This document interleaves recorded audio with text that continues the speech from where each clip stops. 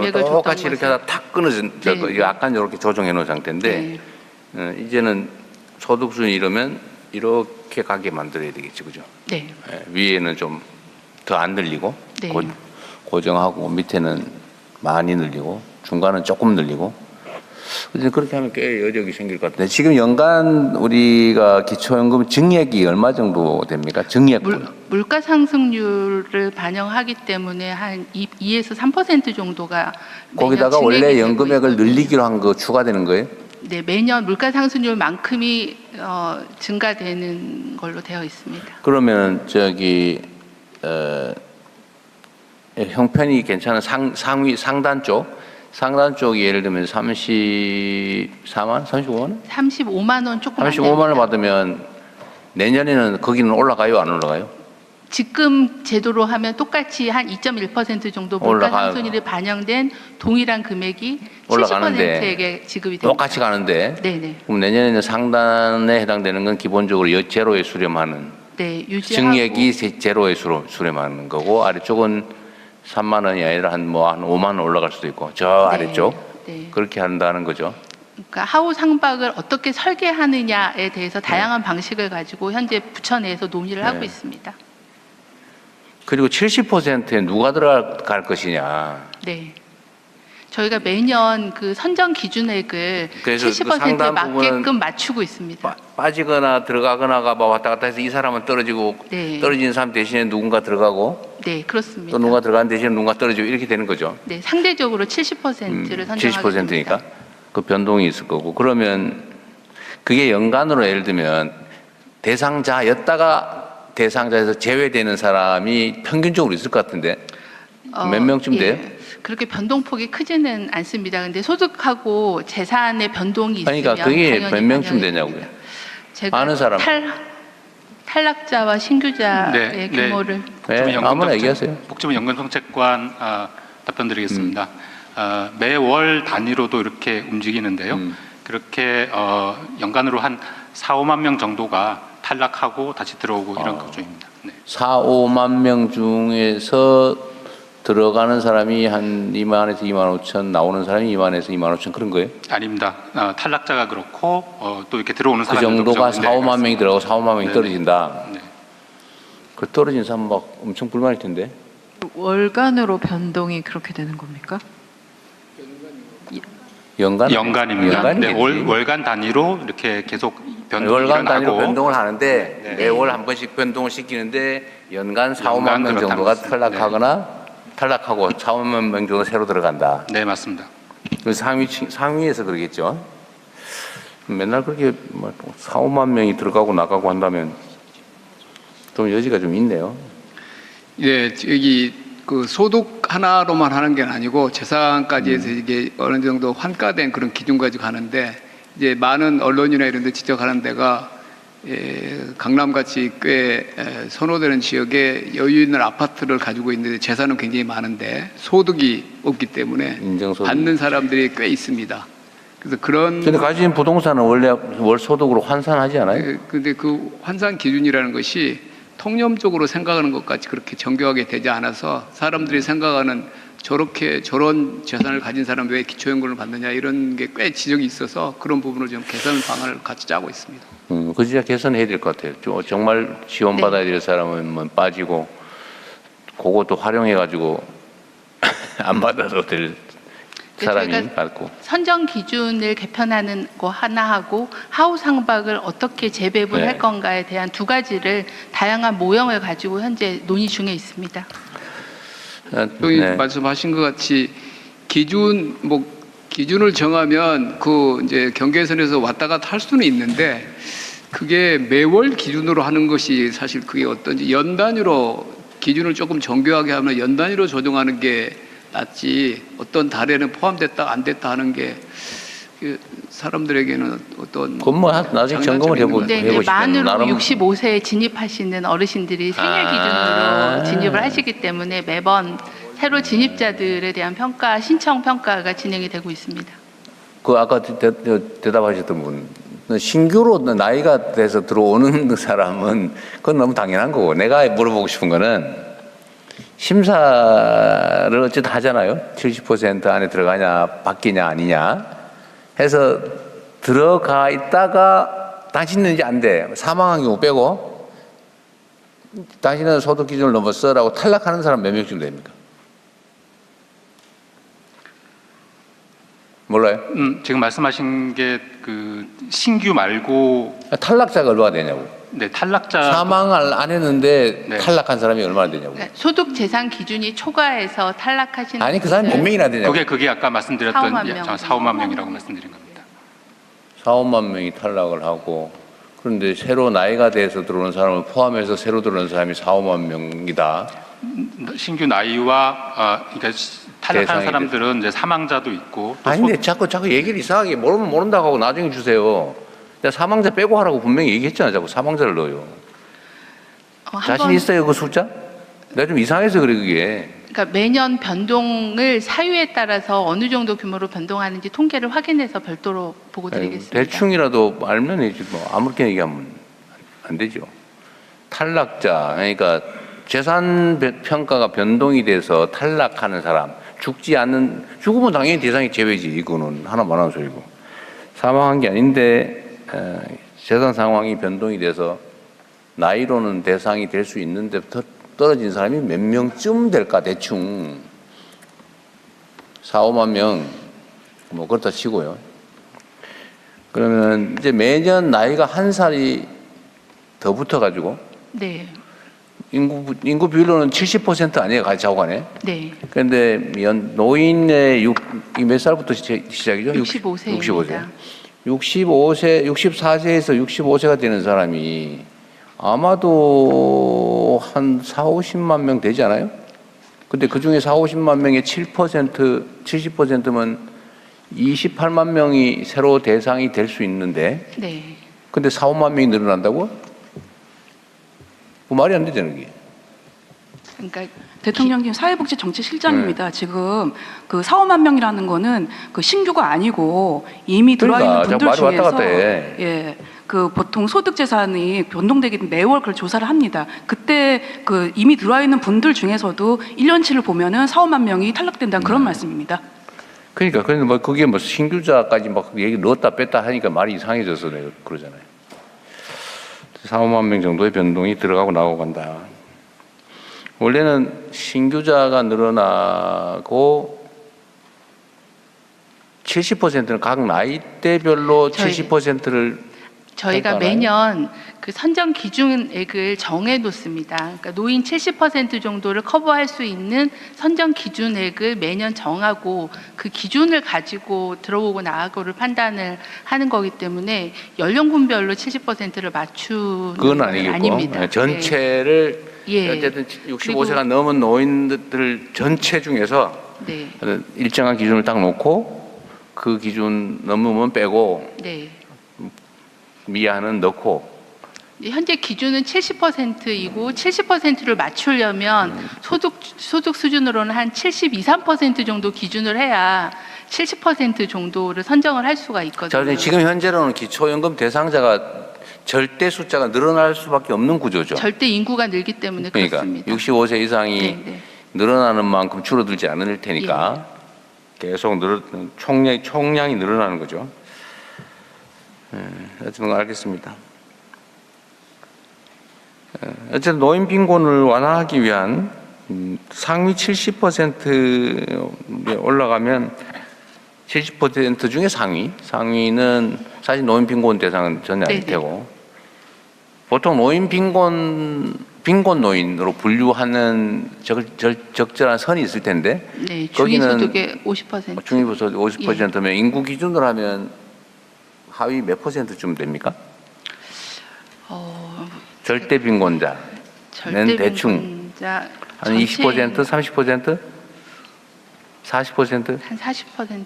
네. 그 정도? 지금 저희가 이번에 그 OECD가 발표하는 통계에는 66세를 기준으로 국제 기준을 냈는데요. 그게 40%였다가 30%대로 좀 낮아지기는 했습니다. 지금 이제 노인 빈곤 인구가 상대적 빈곤은 아주 미세하게 계속 낮아지고 30% 줄어 내려가지고 있는데 35.9%로 낮춰졌습니다. 35.9 네, 35.9%. 35.9%로 알려졌습니다. 노인 인구 중에서 하위 35.9%가 빈곤 인구에 해당된다. 네. 40% 되었는데 35.9%로 감소를 했습니다. 그 35%에 대한 지원액은 절대 빈곤을 벗어나기 위해서는 뭐 어쨌든 한참 더 네. 지급의 지원액을 늘려야 되는 상황이네요. 대통령님 말씀 주신 대로 자살자의 노인 자살률이 연령대별 자살률에서는 가장 높습니다. 이제 거기에는 빈곤도 있고 질병도 있어서 기초연금이나 노인 일자리가 도입되면서 경제적인 이유로 인한 자살이 좀 감소했고요. 그리고 최근에 이제 통합돌봄을 도입하게 되면 돌봄 서비스가 같이 제공되기 때문에 사회적 고립이나 이런 방치 부분이 좀 줄어서 그런 부분들이 자살을 줄이는 데 도움이 될 거라고 생각합니다. 그러겠네요. 어쨌든 그 문제도 있고 청소년, 청년 자살은 주 원인이 뭐예요?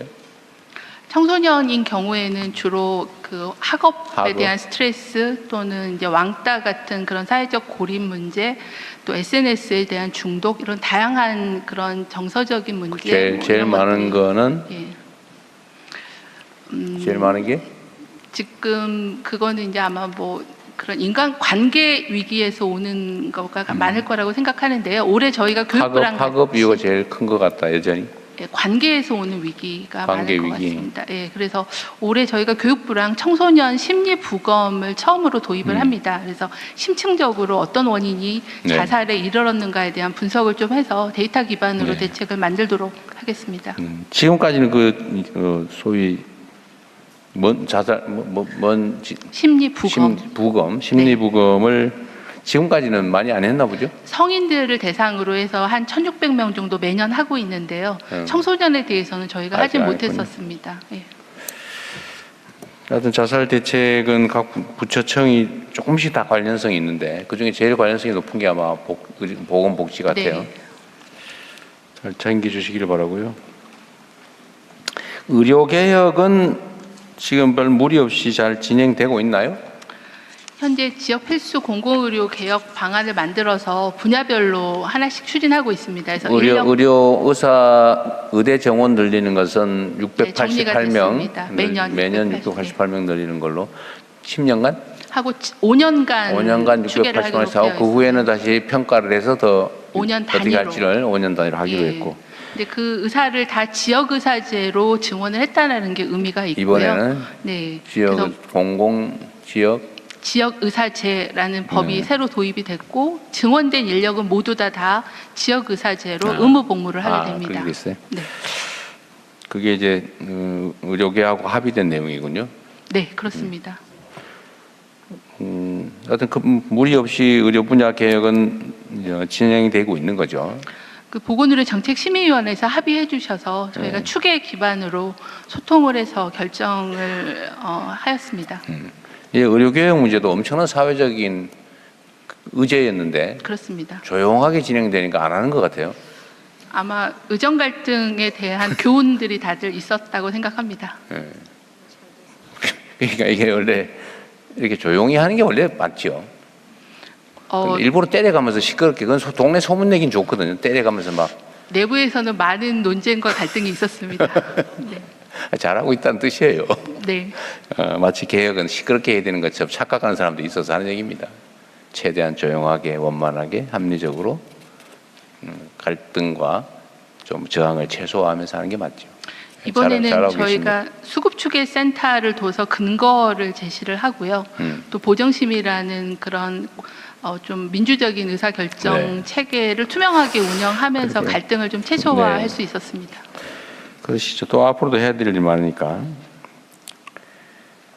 아까 보니까 얼핏 외국인 비대면 진료라는 항목이 있더군요. 네네. 그걸 하겠다는 얘기인데 네. 원래 비대면 진료는 의료계에서 엄청 반대하던 거 아닌가요? 비대면 진료를 반대했었는데 비대면 진료를 허용하는 법 개정이 통과가 됐습니다. 그래서 그 부분도 어떤 범주에서 허용이 됩니까? 현재는 그 1차 의료를 중심으로 하고요. 그리고 이제 뭐 초진이나 재진 같은 몇 가지 쟁점들을 좀 의료계랑 합의를 해서 의료법 개정안이 예외적으로? 이미 통과가 돼서 연말 정도에 시행될 예정이고요. 해외 환자에 대해서는 다른 법에 또 해외 환자를 대상으로 한 비대면 진료의 법적 근거가 마련이 됐습니다. 해외 환자는 뭐 불가피하니까 한다고 치고 예를 네. 들면 전에 논쟁되던 원격지 네. 비대면 진료는 지금 어떻게 지역을 이렇게 제한하지는 않고요. 예. 그러면 어떤 경우에 가능해요? 지금은 주로 누가 아는 실무 국과장이나 있으면 한번 얘기해 보세요. 자세히 아는 분이. 네, 보건의료정책실장입니다.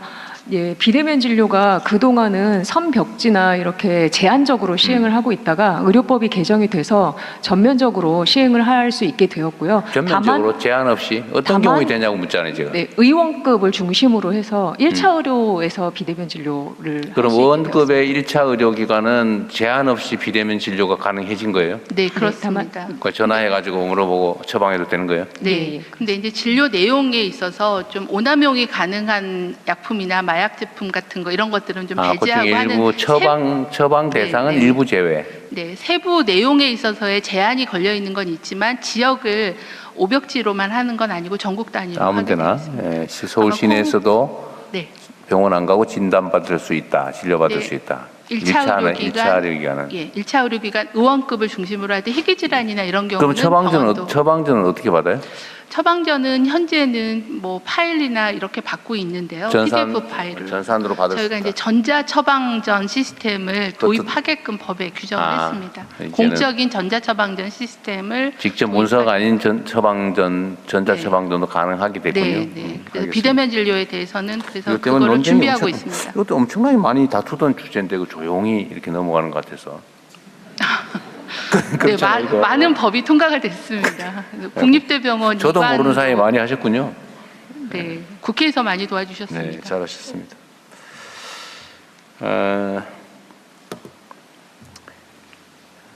질병청. 그 질병청이 소관인 것 같은데 전에 코로나 백신 피해자 하는 거를 우리가 이제 새로 제도를 만들었잖아요. 네. 그 어떻게 돼가요? 작년 이제 뭐 코로나19 백신 피해 보장 특별법이 작년에 이제 시행이 돼서 10월달에 시행이 됐고 11월에 이제 위원회 구성을 했습니다. 그러니까 재심위원회, 보상위원회 구성을 했고. 그러면 그 백신 피해자 그 규모가 얼마 정도 됩니까? 주장하는 사람들? 현재 심의를 시작하고 지금 신청된 접수건을 말씀드리면 좋을 것 같습니다. 현재 한 번 심의를 받았다가 재심을 신청하신 분이 한 1,800분 정도 계시고요. 그다음에 새로이 심의를 신청하신 분이 2,200명 정도 계십니다. 그래서 4,000명 정도의 접수를 지금 받고 피해자라고 주장하시는 분들이 합쳐서 한 4천 몇백 명이 되는군요. 네, 특별법에 따라 신청하신 분이 그 정도 됩니다. 심의를 진행 중입니다. 네. 어쨌든 공동체 전체를 위해서 전원이 그 의사와 관계없이 다 백신을 맞았고 그 때문에 우리가 공동체 보건은 유지했는데 그 때문에 개별적으로 피해를 입는 사람들이 생겼으면 당연히 모두가 함께 책임져야 되는 게 맞죠. 네. 네. 그 취지에 맞게 잘 처리하기 바랍니다. 네, 그렇게 하겠습니다. HPV 남성 청소년 접종도 이제 언제 5월부터 시작했다. 네, 올해 5월부터 시작되었습니다. 워낙에는 여성 청소년 13세에서 18세 여성 청소년에게 있었던 그런 국가 예방접종 정책이었는데요. 국정과제에도 포함되어 있고 그래서 올해 5월부터는 남성 청소년도 12세 2014년생이 시행되었습니다. 12세에 대해서만 하는 거예요? 아니요, 12세부터 시작하는 거니까요. 12세 때 접종할 수도 있고 뭐 13세나 14세 때 접종할 수도 평생 있는 한 그런 번만 맞으면 되니까? 2번을 맞아야 되는데 그 청소년 시기에 2회 접종을 하면 됩니다. 근데 보통은 12세나 13세 시작하는 학부모님들이 그럼 많이 계시죠. 두 번째는 몇 살에 맞아요? 6개월 간격으로 2회 접종을 합니다. 12세에 6개월 간격으로 두 번 맞는다. 네. 근데 지금 12세 연령대에서 남성 청소년은 5월부터 사업을 시작했고 여성 청소년은 늘 해왔던 일이니까 1월부터 접종을 하는데 사실 남성 청소년의 접종률이 더 빠르게 진행되고 있어서 이 정책에 대한 호응이 좋습니다. 이게 원래 그 여성 청년들이 많이 요구하던 거죠. 네.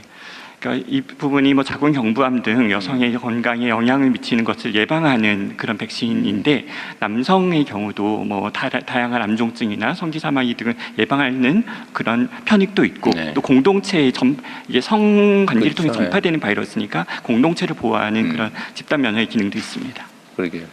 어쨌든 이걸 뭐 한 해 만에 빨리 해라, 뭐 늦었다 논쟁이 많았는데 어쨌든 이것도 해결은 됐죠. 네. 근데 하나 더 남은 과제가 있죠. 좀 품질이 더 나은 네. 비싼 걸로 놔라. 네. 현재 접종하고 있는 거는 사가 혈청형 4가지가 포함되어 있는 사가 백신인데 내년부터는 국가 백신으로 접종할 수 있도록 지금 재정 당국과 협의를 원활하게 진행하고 있습니다. 그래요. 이거 연간 예산 얼마 정도 듭니까? 국가인가 뭐 그걸로 하면? 국가 예방 접종을 할 때 추가되는 예산 소요는 뭐 제가 기억하기로는 100억 이내의 소요였습니다. 어쨌든 이것도 그 약간 소란스러운 의제였는데 정리가 됐네요. 그럼 혹시 제가 이걸 몰라서 물어보는데 전에 담배 소송한 거 혹시 결과가 어떻게 됐어요? 담배 피해자 배상 소송. 예, 국민건강보험공단 이사장 직무대리 네, 어몽입니다. 예, 지금 현재 상고심 들어가고요. 아직도 재판하고 있어요? 예. 그 재판 시작한 지 한 20년 안 됐는가? 2014년도부터 시작을 했습니다. 14년? 예. 그렇게 오래된 건 아니네요. 12년. 예, 13년. 대법원 계류 중. 식약처는 지금 어쨌든 의약품 허가 심사 기간. 네. 그때 우리가 임기 초에 얘기했던 건데. 네.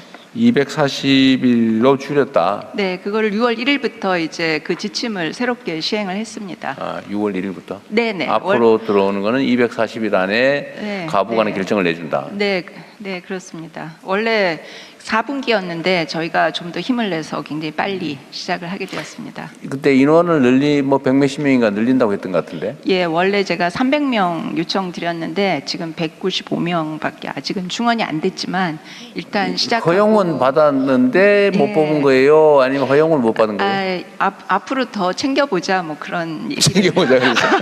좀 대통령님께서 조금만 더 관심 가져주시면 더 힘을 내서 아니, 앞으로 나가겠습니다. 이거는 그때 말씀으로는 심사료를 받는데 심사료가 인건비를 넘는다면서요?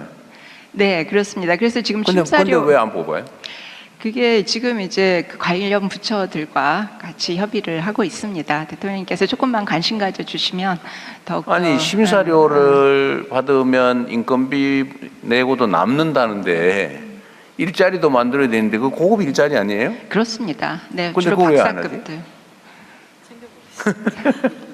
그 경제적 합리성도 떨어지는 얘기 같은데. 네, 그러세요. 네. 총리께서 그럼 챙겨보기로 하고요. 여기 요 관련해서 우리 참관단 말씀하실 게 있으면 좀 할까요? 네, 발언을 희망하시는 분은 손을 들어주시면 마이크를 전달하도록 하겠습니다.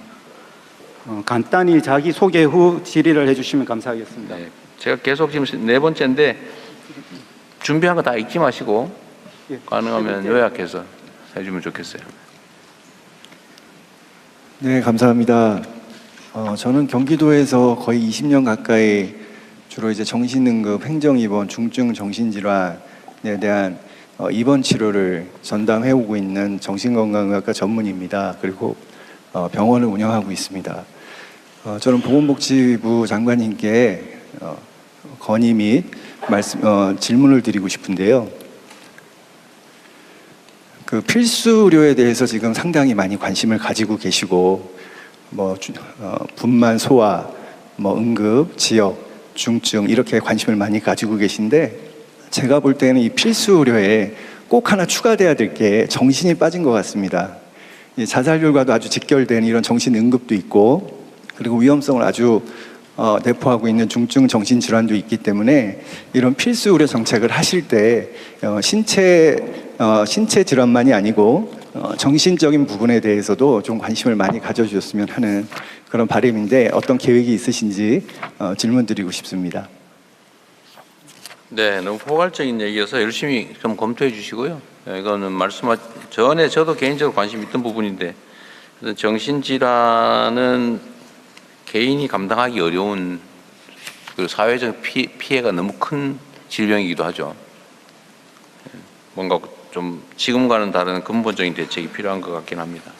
하실 말씀 있으면 간단히 하셔도 괜찮습니다. 네, 말씀 주신 대로 그 정신응급에 대한 대응 체계가 굉장히 중요합니다. 20년 동안 수고해 주셔서 감사하다는 말씀드리고요. 정신응급 환자들이 그 시급하게 입원 결정을 받고 또 입원할 병원을 배정받을 수 있게끔 하는 시스템도 강화하겠고요. 말씀 주신 대로 필수 의료에 좀 반영이 돼서 필수 의료에 따른 지원을 좀 받을 수 있는 방안을 긍정적으로 검토를 하겠습니다. 네. 또 뭐 다른 분 있으면 말씀하시고. 예. 앞에 앉으신 분. 예. 감사합니다. 저는 동물 실험을 하는 전문 기술 인력을 양성하는 최인식입니다. 아까 우리 장관님도 말씀하셨는데 제약 바이오에서 글로벌 5강을 지금 하시겠다 하셨는데요. 실제 잘 아시겠지만 신약 개발 기간이 깁니다. 그런데 그 과정에서 우리 사람한테 하는 임상 시험에 IND를 하기 위해서 동물에서 실험한 비임상 이 부분에 대한 기관, 즉 CRO죠. 거기에 대한 지원이 전혀 없는 걸로 알고 있습니다. 사실 되게 중요한 부분인데요. 우리 대통령께 짧게 말씀드리겠습니다. 잘 모르시니까요. 사람한테 하는 거는 임상시험입니다. 근데 비임상시험, 이 B자가 들어가서 그런지, B자는 살아있는 생명체 중에 사람이 아닌 생명체, 동물을 이용해서 실험하는 것입니다. 그래서 그런지 모르겠습니다만 조금은 천대받지 않나 하는 생각이 많이 듭니다. 대단히 중요한데 동물 실험이 잘못되면 사람이 죽는 그런 결과를 낼 수 있기 때문에 이런 비임상, 주로 민간입니다. 민간이라서 지원을 못 하시는지 모르겠지만 임상은 주로 병원에서 하기 때문에 그동안 많이 지원된 걸로 알고 있습니다. 그래서 이 부분에 대해서 혹시라도 가지고 계시는 견해가 있으신지 하고 좀 여쭤보겠습니다. 관심 갖도록 하십시오, 앞으로. 네. 또, 네. 한 분만 얘기하고, 네. 뒷줄에 네 번째 계신 분. 간단히 자기소개 후 질의해 주시기 바라겠습니다. 네, 안녕하십니까. 저는 충남대학병원, 충북대학병원에서 방사선사로 35년을 재직하고 21년도 리타이어한 충북청주에서 올라온 오원영입니다. 복지부 장관님께 한 가지 질의드리려고 합니다. 업무보고 8쪽에 보시면 응급 이송 혁신 시범사업 성과라는 보고서가 있는데요. 언론에도 회자됐다시피 충북 청주에서 뺑뺑이 산모가 부산 동아대로 가서 태아가 사망한 사고가 있었습니다. 그리고 장관님께서 충북대병원을 다녀가신 직후에도 산모가 또 응급환자 상태에서 진료를 못하고 타시도로 넘어가서 진료를 받은 경우가 있는데요. 현재 응급환자 발생 시 획기적인 혁신시범사업 성과를 구체적으로 어떻게 하실 건지, 그리고 현재 응급치료 환자 발생 시에 환자 체계가 어떻게 되어 있는지 혹시 알고 있는지 궁금해서 말씀드렸습니다. 네. 최연식님께서 말씀 주신 비임상 시험에 대해서도 지원을 좀 강화하라는 말씀 동의하고요. 저희가 이제 범부처 전주기 신약개발사업단을 해서 말하는 전주기는 후보물질 발굴부터 동물 비임상 실험, 임상 실험, 사업화까지를 다 연계하는 그런 큰 사업단을 가지고 있습니다. 말씀하신 대로 비임상 시험에 대한 인프라나 지원 부분도 어느 정도 투자하고 있는지 투자 강화의 부분에 대해서 좀 챙겨보도록 하겠습니다. 제가 그 통계까지는 갖고 있지는 못해서요. 오원영님께서 말씀 주신 부분은 특히 충청도 지역이 특히 산모에 대한 진료 체계가 굉장히 부족한 상황입니다. 인프라가. 그래서 다른 지역으로 전원도 많이 하고 있는 상황이어서 모자의료 같은 경우는 모자의료 센터를 중심으로 하되 모든 분만기관이 다 24시간 대응이 어렵기 때문에 중앙 모자의료 센터에서 전원팀을 가지고서 어느 병원으로 전원할 건가에 대한 전원 조정도 강화하겠고, 중증이나 권역 모자의료 센터에 대한 인력이나 수가를 보강하는 그런 계획을 가지고 있습니다. 그래서 하나는 기관의 분만 역량을 높이고 기관 간의 네트워크를 강화하는 쪽으로 추진하겠습니다. 네, 너무 적절히 하시면 되고요. 이번에는 우리 국민 의견 한번 들어보죠. 다음으로 온라인 국민 의견과 질문을 소개해 드리겠습니다. 먼저 보건복지부 업무와 관련된 내용입니다. 투브핫 2692님께서 주신 질문입니다. 암 환자를 유인해 실손보험을 편취하는 불법 요양병원 적발 계획에 대해 물으셨습니다.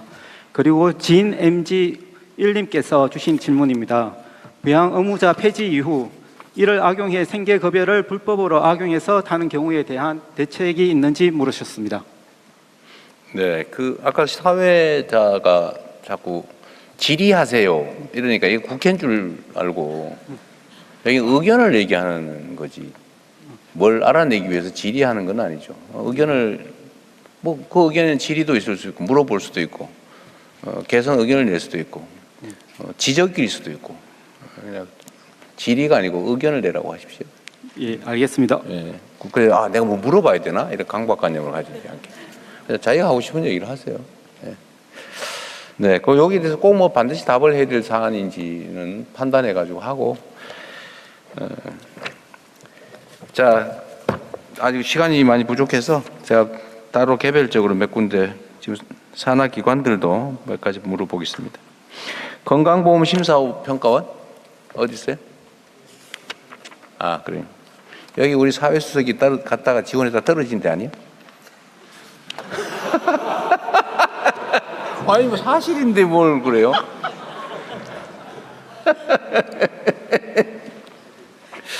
네, 맞는 모양이네 보니까 표정 보니까. 여기 보험심사평가원이 지금 특사경이 있나요? 없습니다. 여기를 특사경을 두자고 했던 건가? 국민건강보험인가 이거는? 특사경은 건강보험공단입니다. 예, 심평원 평가만 하는데. 예. 국가아동권리보장원은 어디 계세요? 여기 있습니다. 아, 국가아동권리보장원 원장입니다. 그러세요? 여기는 양육비 대납하고 관리하는 데인가요? 저희 사업은 아닙니다. 그 사업 하고 있어요? 네. 네. 지금 뭐 특별히 문제될 만한 건 없어요? 저희는 지금 주로 보호아동 취약계층 아동 중심으로 사업을 하고 있는데 어린이들이 18세까지 680만 명입니다. 근데 보호아동 취약계층이 25만 명인데 그 외의 아동들의 권리보장 사업들 특히나 디지털 AI 시대의 아동 권리 대응 체계가 심각합니다. 그래서 디지털 AI 시대의 가짜 뉴스 대응이 필요하고요. 네. 두 번째로는 이제 위기 어려운 점은 보호아동이 없는 모양이네. 네, 됐습니다. 2만 명쯤 있는데 저희 미래기금에서 잘 지원해 주시면 열심히 일하겠습니다. 네. 국립중앙의료원 지금 여기는 의료기관을 지금 철거하고 다시 짓고 있는 중이죠? 네. 지금 병원을 철거하고 다시 짓고 있는 지금 중이죠? 옆에 있는 방산도 부조 신축 이전을 좀 준비 중에 있고 현재 실시설계가 시행 중에 있습니다. 이건 내가 선거 때 가가지고 뭔 약속을 했던 것 같은데. 네, 작년에 9월달에 대통령께서 방문하시고 난 다음에 정책지원센터를 지시하셔가지고요. 다행히 연말에 국회에서 예산이 통과됐으면 정책지원센터 같이 짓고 있습니다. 내가 그럼 약속한 건 다 이행한 거예요? 네, 감사합니다. 내가 뭘 했는지 기억이 안 나서 그래. 289억의 예산을 받았고요. 올해 알겠습니다. 13억 9천원 원 가지고 실시설계 진행 중에 있습니다. 그래요. 그리고 옛날 부지를 뭐 어떻게 해달라 그런 얘기도 했던 것 같은데. 현재 저희가 신축 이전하고 난 현재 을지로 부지 활용에 대해서는 현재까지 나온 건 없고요. 제 바람은 그곳을 공공의료의 클러스터로 활용했으면 좋겠다는 게 제 생각입니다. 원래는 그걸 팔아서 건축비를 국민 건강 증진기금으로 넣어야 됩니다. 돼 있죠. 현재 복지부에서 국립의학전문대학원 법이 통과가 돼서 국립의학전문원을 설립을 해야 되거든요. 공공의대 설립을. 그래서 국립중앙의료원이 아마 주 수련병원이 될 거여서 국립중앙의료원 옆에 국립의전원을 설립하는 부지를 확보하는 것을 희망하고 있습니다. 희망은 하고 있는데 네. 근데 워낙 그게 돈이 많이 들어서. 근데 이제 수련병원과 의과대학이 근접하게 있어야 되기 때문에 그 부분은 꼭 해주시기를 요청을 드립니다. 그 정책실장 고민 사안인 것 같은데. 공공기관 뭐 이전 계획과 관련돼 가지고요. 그건 복지부 희망 사항이고요. 전체적으로 일단 하겠습니다. 국민건강보험공단 이사장 어디 계세요? 네, 여기 있습니다. 어디? 여기는 특사경 문제 다 해결됐어요? 예, 지난해 그 대통령님께서 내가 다 정리해 주라고 했는데. 예, 대통령님께서 그 도입 지시를 하셨고 저희가 이제 추진단을 구성했고 그 재정경제부로부터 인력 지원을 받았습니다. 31명을 받았고요. 연내 이제 법률 개정이 되면은 내년에 정식으로 출범될 수 있도록 철저히 준비하겠습니다. 아직 예. 개정이 안 됐군요. 예, 예. 일률적으로 해야 되니까 그럴 것 같은데. 그 외에는요? 그 외에는 지금 뭐 당면 현안들은 뭡니까? 없어요? 특별히 문제된 게 없는 모양이네. 연금공단 이사장님. 네. 예. 여기는 뭐 워낙 자산을 많이 관리하고 계셔가지고 다른 건 모르겠는데 지방선거 때문에 국내 주식을 마구 사가지고 주가를 올렸다는 소문이 있는데. 전혀 그렇지 않습니다. 예. 실제 매입, 지금 얘기해도 되면 실제로 선거 전에 국내 주식을 매입했어요? 실제로 저희는 원래는 있는 주식의 평가 가액이 올라가지고 지금 팔아야 될 판인 거죠? 예, 저희가 특별하게 더 산 게 매수하거나 아니고. 매도한 게 아니고 그대로 갖고 있었는데 국내 코스피 지수가 올라가면서 저희가 가액이 늘었기 때문에 보유 비중이 늘어나면서 그렇습니다. 가격에 예, 그래서 조정할 필요성이 있었는데 오히려 팔아야 될 판이겠다. 그런데 또 갖고 있으면 왜 안 파냐고 그러고 또 조금 팔려고 하면 왜 파냐고 그래서 그런 거 저희도 투자자인데 장기 투자자고 잘 이익을 내서 국민들한테 연금을 돌려드려야 되는데 너무 여론이 국민연금에 좀 관심을 집중하다 보니 저희들이 좀 안정적이고 차분한 운용하는데 조금 더 애로사항이 있습니다. 그래서 나도 모르게 주식을 주가를 올리기 위해서 막 연금이 샀나 그래서 나보고 나중에 보자고 벼르는 사람이 많아요. 예, 뭐 우리 대통령님과 제가 욕을 많이 얻어먹고 있습니다. 그래. 산 건 아니다. 예, 그렇습니다. 예. 확인 좀 해드리려고 그랬던 거예요. 네. 그 외에는 지금 전주에 지금 국민연금공단이 가고 거기를 원래 전주 지역 활성화를 위해서 일부러 배치했는데 관련 금융기관들이 옮겨가는 게 조금 늘었긴 한 모양이 돼요. 예, 그렇습니다. 지난번에 대통령께서 말씀하셔서 어떻게 보면 저희한테는 조금 더 노력을 하는 거고 또 한편으로는 좀 촉구를 해주셔서 그 후에 저희가 국내의 그 자산 운용사들을 한번 모시고 어떻게 하면 올 수 있느냐, 뭘 도와드릴까 하는. 그래서 많이 늘어나고 있는 거죠. 예, 현재는 한 20여 군데가 새로 사무 설치했고요. 올해 말까지 뭐 최소 30군데는 국내 자산 운용사들과 4대 금융주주까지 직접 할 것으로 예상하고 있습니다. 그게 이제 모이면 이제 과거에 그 연기금 중심 뭐 금융 도시 예, 뭐 이게 금융 중심지, 모토였죠. 예, 금융 도시. 예. 근데 실제로는 그 연금공단만 가고 나머지는 안 가고 있어서 좀 그랬는데 지금은 사무실이 없을 정도라고 어디 기사가 난 것 같은데. 예, 조금 부족해서 그래서 이게 이제 안정적인 금융 생태가 조성되려면 일단은 그 금융 빌딩, 그다음에 호텔 컨벤션 같은 비즈니스 인프라가 필요하고요. 또 여기에서 오시는 분들이 좀 저렴하게 주거할 수 있는 주택과 그다음 편리한 교통들이 반드시 뒤따라야 됩니다. 그렇지 않고서 오라고 하면 왔다가 그냥 떠날 수도 있기 때문에 그런 인프라에 대한 지원을 정부에서 좀 관심을 좀 가져주시면 성공시킬 수 있습니다. 정부가 돈을 내서 정주 여건을 만들어라 그 말이에요? 그 원래 혁신도시 조정 취지가 원래 그랬고요. 뭐 지자체도 노력합니다만 지자체 재원이 한계가 있기 때문에 우리 대통령께서 관심 가져주시고 열심히 해주시면 꼭 성공시키겠습니다. 그 연기금은 사실은 안정적 고수익 투자처가 필요하잖아, 그죠? 근데 그게 사실 많지는 않은데. 그럼 나중에 따로 한 얘기할 게 아닌데 지금 안 되겠다. 지금 너무 오래 걸려서 나중에 얘기할게요. 예. 자, 중앙사회서비스원. 네, 여기 있습니다. 네, 이쪽. 그래요. 뒤쪽에 고생하십니다.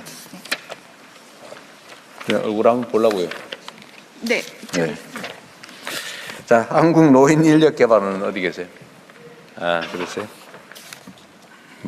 기관이 아주 다양하게 많네요. 네. 노인인력개발연구원, 그다음에 한국보건복지인재원? 는 어디 계세요? 보건복지인재원. 인재양성사업을 하는 건가요? 인재양성. 그런 것도 있군요.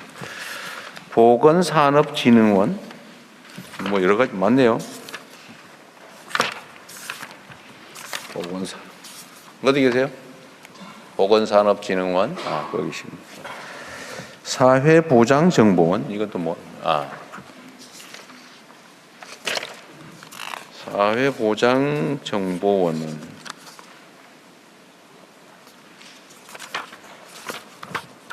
여기 뭐 연구기관인가요?